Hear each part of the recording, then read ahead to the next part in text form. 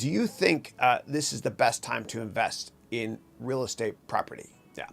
So I can hear my late great grandfather saying right now, he used to say to me all the time, Krishy, buy land. They're not making it anymore.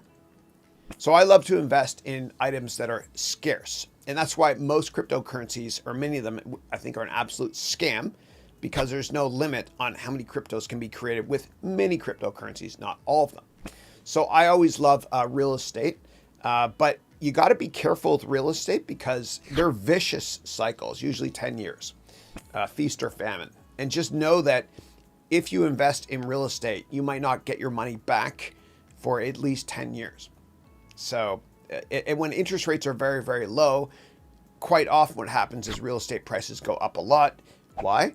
Because it's cheaper for people to get a mortgage to finance a house or an apartment. And also, people don't want to keep money in the bank if interest rates are low. They want to buy stocks or real estate, for example. So I usually buy when everyone's freaking out. You got to buy when there's blood in the streets. I know it's an uncomfortable thing to say, but when it feels uncomfortable for you to buy something, that's the time to buy. Why? Because if you buy when everybody else is buying, who's the incremental investor to push that investment class higher? There's not as many.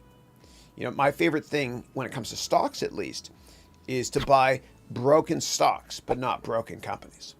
You know, and last thing I'll say is, to quote the sage of Omaha, Warren Buffett, you got to be greedy when others are fearful and fearful when others are greedy. Well, one more thing. The latest real estate investment I made was I bought a building an hour and a half south of Toronto in London, Ontario, where I was born. And it's right beside the University of Western Ontario. And I did it because, well, I got a great deal. And the students that are renting, I have a bunch of students renting places there. It more than covers the mortgage. Yeah. And I think the education is counter-cyclical as well. It's somewhat recession-proof. Yeah.